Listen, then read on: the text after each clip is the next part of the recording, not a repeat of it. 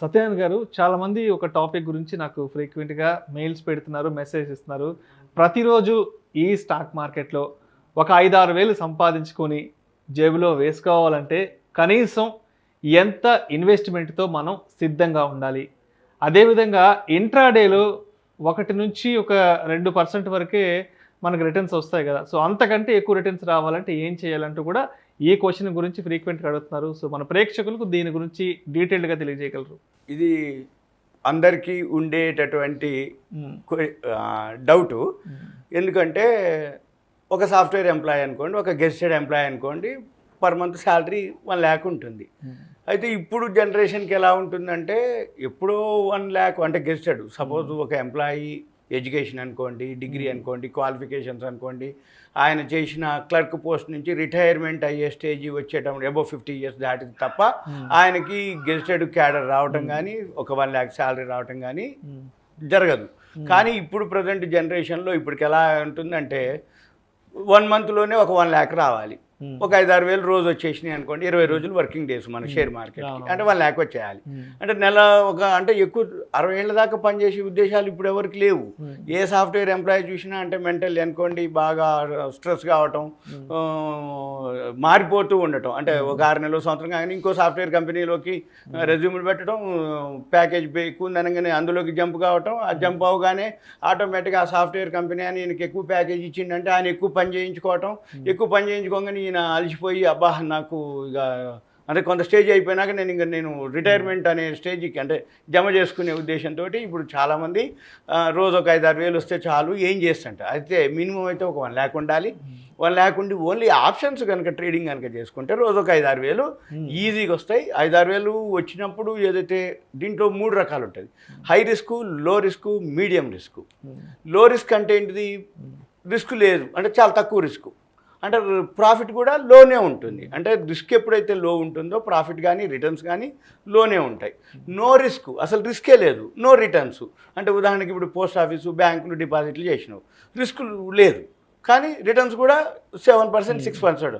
మళ్ళీ ఇన్ఫ్లేషన్కి దానికి పోలిస్తే నీకేం లేదు, జీరో అన్నట్టు. అంటే నో రిస్క్, నో రిటర్న్స్. లో రిస్క్ అంటే ఏదో కొంత రిస్క్ తీసుకుంటే అవి కొంత రిటర్న్స్ వస్తాయి. ఇక మీడియం రిస్క్ అంటే కొంత రిస్క్ తీసుకుంటాడు, మీడియం రిటర్న్స్ వస్తాయి. ఇక షేర్ మార్కెట్కి వచ్చేటప్పటికి హై రిస్క్, హై రిటర్న్స్. కానీ హై రిస్కే మిగులుతుంది తప్ప హై రిటర్న్స్ మిగలట్లేదు. ఎవరైతే కొత్త జనరేషను, ఎవరైతే సబ్జెక్టులో నాలెడ్జ్ లేకుండా ఆప్షన్స్ ట్రేడింగ్ చేస్తే రోజు ఒక 5-6 వేలు ఈజీగా వస్తాయి. పెట్టుబడి 1 lakh ఉంటే సరిపోతుంది. ఇప్పుడు 1 lakh అబోవ్ ఉండాలి మినిమం. ఎందుకు అంటేనంటే ఈ మధ్య కాలంలో సెబీ వాళ్ళు నామ్స్ చేంజ్ చేయడం జరిగింది. ఎప్పుడైతే మార్కెట్ ఆల్ టైమ్ హైక్ పోయిందో సెబీ ఎప్పటికప్పుడు చేంజ్ చేస్తూ ఉంటుంది. అంటే లివరేజ్లు, ఎక్స్పోజర్లు ఏవైతున్నాయో అవన్నీ కట్ చేయటం, నీ దగ్గర పైసలు ఉంటే కొనుక్కో లేకపోతే ఊకో. ఒకప్పుడు ఏంటిది, మార్కెట్ బాగా డౌన్లో ఉన్నప్పుడు లివరేజ్ ఇచ్చేది, లివరేజ్ ఎక్స్పోజర్ అంటే ఏంటంటే నీ దగ్గర 1 లక్ష ఉంటే నువ్వు 10 లక్షలు, 20 లక్షలు, 25-30 లక్షల వరకు కొనుక్కునే అవకాశం ఇచ్చేది. అంటే అప్పు మాదిరి. అంటే ఏంటిది, మార్కెట్ డౌన్లో ఉన్నప్పుడు గవర్నమెంట్ సపోర్ట్ చేసేది. ఇప్పుడు మార్కెట్ ఎప్పుడైతే ఆల్ టైమ్ హైక్ వచ్చింది అనుకోండి, చాలామంది ఉదాహరణకి స్టార్టింగ్లో అంటే ఒక 20 years 10 years బ్యాక్ కూడా డీమ్యాట్ అకౌంట్లు వేలల్లో ఉండేది. 1 లక్ష ఉంటే ఎక్కువ, దాంట్లో మళ్ళీ మల్టిపుల్ అకౌంట్లు ఎక్కువ ఉండేది. సపోజ్ ఇప్పుడు ఎక్స్కి ఇండియా బుల్స్లో ఉంటుంది, షేర్ ఖాన్లో, మోతీలాల్లో ఇట్లా 3-4 డీమ్యాట్ అకౌంట్లు ఉంటాయి. అంటే నీ పేరుకు 1 లక్ష డీమ్యాట్ అకౌంట్లు ఉంటాయి, అందులో 30-40 వేలే రియల్ అకౌంట్లు, అన్ని మల్టిపుల్ అకౌంట్లు. కానీ ఇప్పుడు ప్రజెంట్ సిచ్యువేషన్ 8 కోట్ల అకౌంట్లు ఉన్నాయి. ఓన్లీ లాస్ట్ ఇయర్ కరోనా తర్వాత పెరిగిన ఏవైతే అకౌంట్లు ఉన్నాయో అవి ఇప్పుడు 8 crores రీచ్ అయినాయి. సరే ఓకే, 8 crores మల్టిపుల్ అకౌంట్స్ కూడా ఆల్రెడీ ఉంటాయి. అవి ఒక 8 crores 1-2 crores ఈజీగా ఉంటాయి మల్టిపుల్. అంటే ఒకళ్ళకి 3-4 అకౌంట్లు ఉండి ఉంటాయి కాబట్టి. కానీ అప్పటికి ఇప్పటికీ ఏంటంటే టర్నోవర్ బాగా పెరిగిపోవడం జరిగింది, మార్కెట్ ఆల్ టైమ్ హైక్ పోవడం జరిగింది, ఫారిన్ ఇన్స్టిట్యూషనల్ ఇన్వెస్టర్స్ ఎక్కువ ఇన్వెస్ట్ చేయడం జరిగింది. కాబట్టి ఆప్షన్స్ ట్రేడింగ్లో ఏదైతే ఉందో వాళ్ళకి మాత్రం ఇప్పుడు మంచి రిటర్న్స్ వస్తాయి. కానీ సబ్జెక్ట్ లేకుండా ఆప్షన్స్ చేయకూడదు. సబ్జెక్ట్ కనుక నేర్చుకొని ఉంటే ఆప్షన్స్లో ఒకటే రోజు 5-6 వేలు కాదు, 1 lakh అంటే 40-50 లక్షలు వచ్చిన రోజు కూడా ఉంది. ఉదాహరణకి సెబీ ఒకరోజు ఆదాని గ్రూప్ మీద బ్యాన్ చేయడం జరిగింది. ఒక బ్యాడ్ న్యూస్. కరెక్ట్గా ఆ ఒక్కరోజే అదానీ గ్రూప్ మొత్తం ఫాల్ అయిపోయింది, డౌన్ ఫాల్ అయిపోయింది. ఎప్పుడైతే అదానీ గ్రూప్ మొత్తం డౌన్ ఫాల్ అయిపోయిందో అది 10,000ది 4,400 అట్లా పెరిగిపోయింది. అంటే ఆ పుట్ ఆప్షన్ ప్రీమియంలు ఎప్పుడైతే పుట్ ఆప్షన్ ప్రీమియంలు 10 రూపాయలది 100 రూపాయలు అయిందనుకో 10 టైమ్స్, అంటే మనం 1 లక్ష రూపాయలు పెడితే 10 లక్షలు వచ్చేసినాయి ఒక్క రోజులోనే. అయితే మరి అదానీ ఫాల్ అవుతుందని ఎవరు కనుక్కోర్రు, ఎవరు చూసుకోర్రు, అది పట్టుకోవటంలోనే ఉంది. ఎప్పుడైతే ఇప్పుడు మార్కెట్ ఆల్ టైమ్ హైక్ పోయిందో రిస్క్ తీసుకునే వాళ్ళు ఎవరైతే అయింది అనుకున్న వాళ్ళు పుట్లోకి ఎంటర్ కనుక అయితే ఏమాత్రం కొంచెం కరెక్షన్ వచ్చినా వాళ్ళకి హ్యూజ్ అమౌంట్ ఒక్కసారే వచ్చే అవకాశాలు ఉన్నాయి. ఉదాహరణకి చైనా బార్డర్లో గొడవ జరుగుతుంది, ఒక్కరోజే స్ట్రైట్గా విత్ ఇన్ మినిట్స్లో కిందికి వెళ్ళిపోయింది, స్ట్రైట్గా అంటే ఒక లైన్ కొట్టినట్టే కిందికి వెళ్ళిపోయింది. అంటే అప్పుడు ఏమవుతుంది, పుట్లు ఆప్షన్స్లో పుట్ ఆప్షన్స్ బాగా పెరగటం. ఎగ్జాంపుల్ లాస్ట్ ఈ మధ్య కాలంలో టాటా గ్రూప్ ఉంది, ఒక్కరోజే ఆ ఎయిర్ ఇండియా 18,000 కోట్లు కొన్నాము అనగానే నెక్స్ట్ డే మొత్తం టాటా గ్రూప్ మొత్తం అన్ని స్క్రిప్లు పెరిగిపోయినాయి. అంటే కాల్ ఆప్షన్స్ ఎవరైతే కొనుక్కొని ఉన్నారో Tata group any Tata Motors అనుకోండి, టాటా స్టీల్ అనుకోండి, టాటా బిఎస్ఎల్, ఇట్లా ఏవైతే టాటా గ్రూప్లో ఏవైతే కంపెనీలు ఉన్నాయో అవేవైతే ఆప్షన్స్లో ఉన్నాయో ఫ్యూచర్స్ అండ్ ఆప్షన్స్లో అవి కొనుక్కున్న వాళ్ళకి అన్లిమిటెడ్, అంటే ఒకటేసారి మన అమౌంట్కి 5 times 4 times వచ్చింది. ఇంకా ఎగ్జాంపుల్ జీ వచ్చింది ఈ మధ్యకాలంలో, ఒకటే రోజు జీ వాళ్ళు మేనేజ్మెంట్ మారుస్తున్నామన్నారు, వెంబటే ఆ జున్జున్ వాళ్ళ 50 లక్షల షేర్లని ఒక ప్రైస్కి 218 రూపాయలు 220 రూపాయలకి 50 లక్షల షేర్లు కొన్నాడు. ఇంకో మ్యూచువల్ ఫండ్ వాళ్ళు 50 లక్షలు కొన్నారు. అంతకుముందు 147 కరోనా నుంచి కూడా ఇప్పటి వరకు మార్కెట్ పెరిగినా అది 145 150లో ఉండేది. మేము చాలాసార్లు రికమెండ్ చేయడం కూడా జరిగింది.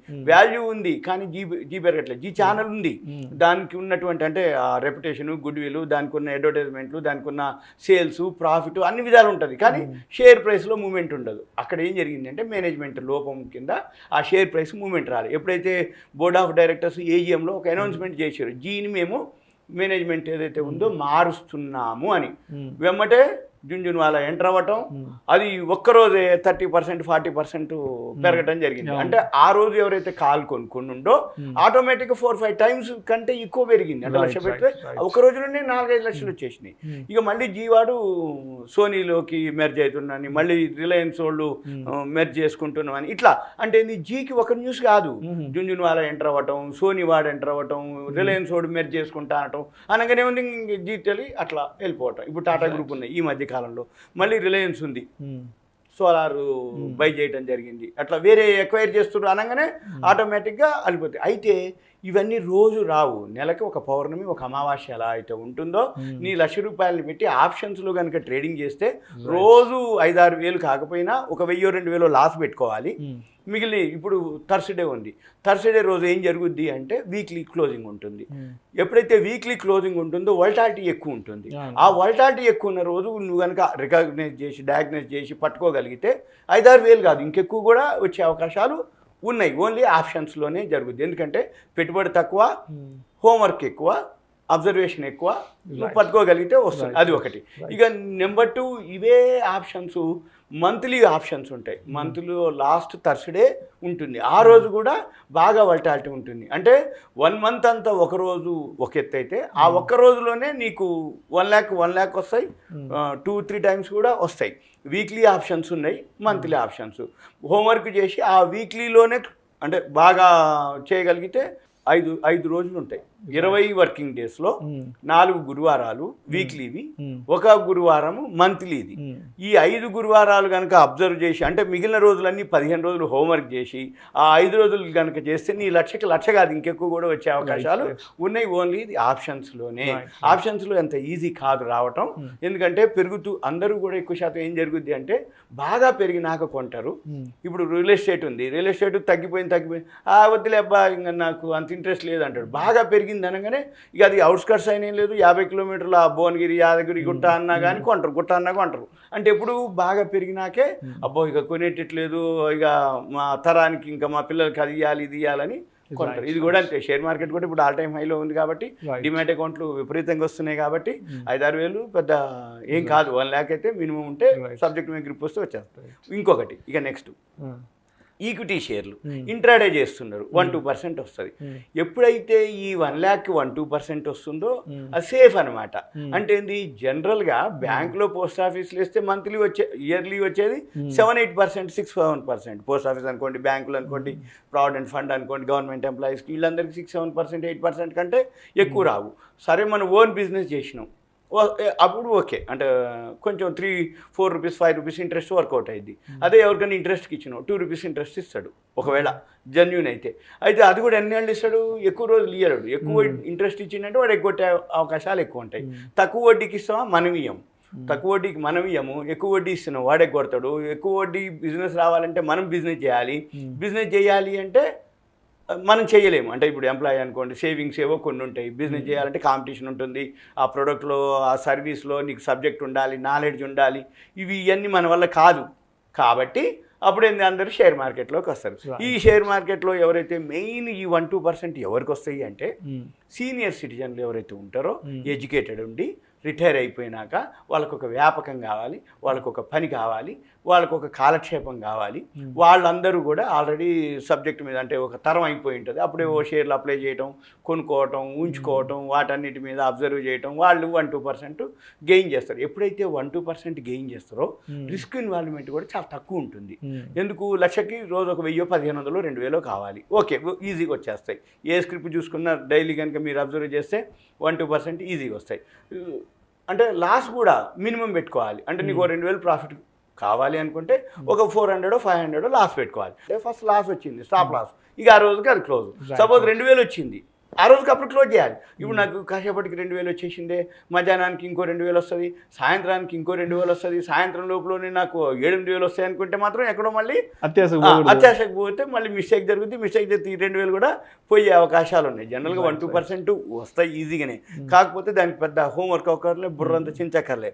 ఏది ఆ సెన్సెక్స్ 30 షేర్లోనో, నిఫ్టీ 50 షేర్లో, లేకపోతే ఈ ఆటో సెక్టారో, లేకపోతే ఫార్మా సెక్టారో, ఐటీ సెక్టారో, లేకపోతే ఎఫ్ఎంసీజీ సెక్టారో, ఏదో ఒక 4-5 సెక్టార్లు సెలెక్ట్ చేసుకొని, ఇన్సూరెన్స్ సెక్టారో, ఓకే అది పెరుగుతుంది కొనుక్కోవటం, ఒక 2000 వచ్చింది ఎగ్జిట్ అయ్యటం, ఏమి రాలేదు క్లోజ్ చేయటం, ఇక మళ్ళీ రేపటికి లేదు, ఇక మళ్ళీ తెల్లారి మళ్ళీ వేరే, ఇక మళ్ళీ చూసుకోవటం. ఈరోజు టీవీలో ఏ సెక్టార్కి న్యూస్ని చూసుకోవటం, ఇట్లా రిలయన్స్కి, జీ టెలీకి, ఇట్లా ఏదో ఒక దానికి, టాటా వాళ్ళకి, ఇట్లా ఎయిర్ ఇండియా కొని ఏదో ఒక న్యూస్ డైలీ వస్తుంది. ఆ పెద్దోళ్ళందరూ అది చూస్తారు, అది కొనుక్కుంటారు. ఆ 1-2% రాగానే ఎగ్జిట్ అవుతారు. అయితే వీళ్ళు కూడా డైవర్ట్ అవ్వటం, అంటే వీళ్ళకి కూడా 5-6 వేలు కావాలి అంటే హోంవర్క్ చేయాలి, కొంచెం అంటే సిస్టమ్ ముందు కూర్చొని అబ్జర్వ్ చేయాలి, సబ్జెక్ట్ మీద నాలెడ్జ్ గెయిన్ చేసినాకైతే ఈజీ వస్తాయి. చాలామంది అడుగుతున్నారు, నాకు నెలకి 10,000 రూపాయలు శాలరీ, సో నేను మళ్ళీ ఇంకొక 10,000 రూపాయలు స్టాక్ మార్కెట్లో సంపాదించుకోవాలంటే ఏం చేయాలి? సో ఈ క్వశ్చన్ కూడా చాలా మంది అడుగుతున్నారు. అవును, ఇది జనరల్గా అందరికీ అవసరమయ్యే క్వశ్చన్. రెండోది, ఈ 10,000 వాళ్ళందరికీ లోపల ఉంటుంది, నా దగ్గర బాగా పైసలు ఉంటే నేను అట్లా చేసేవాడిని, ఇట్లా చేసేవాడిని అని అనుకుంటారు. అయితే ఫస్ట్ 10,000 ఎవరైతే ఉంటారో చిన్నగా స్టార్టింగ్ ఏదైనా మ్యూచువల్ ఫండ్ తోటో, లేకపోతే ఉన్న 10,000 కొన్నాళ్ళు ప్రాక్టీస్ చేసి చిన్న చిన్న స్క్రిప్టులు కొనుక్కుంటూ, అంటే ముందైతే ఫండమెంటల్ నేర్చుకొని ఆ 10,000 తోటి చిన్నగా చేస్తే కొన్నాళ్ళకి వచ్చేస్తుంది. ఇప్పుడు లా చేయాలన్నా ఒక 5 years చేయాలి, ఫార్మా అదే డాక్టర్ కావాలన్నా ఒక 5-6 years చేయాలి.